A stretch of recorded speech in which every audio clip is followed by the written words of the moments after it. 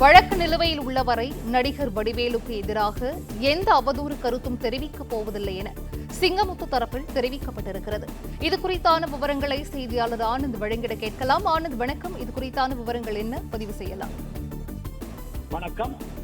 நடிகர் வடிவேலுக்கு எதிராக தற்போதைக்கு உயர்நீதிமன்றத்தில் உள்ள சிவில் வழக்கு நிலுவையில் உள்ளவரை எந்த அவதூறு கருத்தும் தெரிவிக்கப் போவதில்லை என நடிகர் சிங்கமுத்து தரப்பில் சென்னை உயர்நீதிமன்றத்தில் உத்தரவாத மனு தாக்கல் செய்யப்பட்டிருக்கிறது.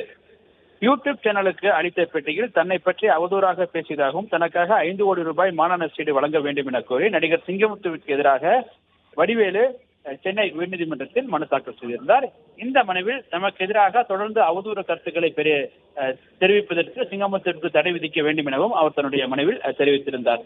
இந்த வழக்கு கடந்த முறை விசாரணைக்கு வந்த பொழுது வடிவேலுக்கு எதிராக தெரிவித்த கருத்துக்களை திரும்ப பெற்றுக் கொள்வதாகவும் இனிமேல் அவருக்கு எதிராக அவதூறு ஏற்படுத்தும் வகையில் எந்த கருத்துக்களையும் தெரிவிக்க மாட்டேன் என உத்தரவாதம் அளிக்குமாறு மனு தாக்கல் செய்யும்படி சிங்கமுத்து தரப்பிற்கு உத்தரவிடப்பட்டிருந்தது.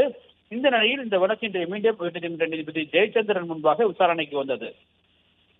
அப்போது ஏற்கனவே பிறப்பிக்கப்பட்ட உத்தரவின் அடிப்படையில் சிங்கமுத்து தரப்பில் ஒரு உத்தரவாத மனு தாக்கல் செய்யப்பட்டது. அந்த உத்தரவாத மனுவில் தற்போது உயர்நீதிமன்றத்தில் நிலுவையில் உள்ள இந்த உரிமையில் வழக்கு நிலுவையில் இருக்கும் வரை நடிகர் வடிவேலுக்கு எதிராக அவதூறான மற்றும் தவறான எந்த தகவல்களையும் வாய்மொழியாகவோ அல்லது எழுத்துப்பூர்வமாகவோ டிஜிட்டல் முறையிலோ வெளியிடப் போவதில்லை எனவும் அவர் அந்த உத்தரவாத மனுவில் தெரிவித்தார்.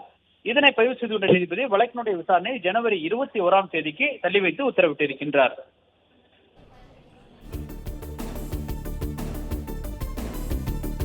விவரங்களை வழங்கியமைக்கு நன்றி ஆனந்த்.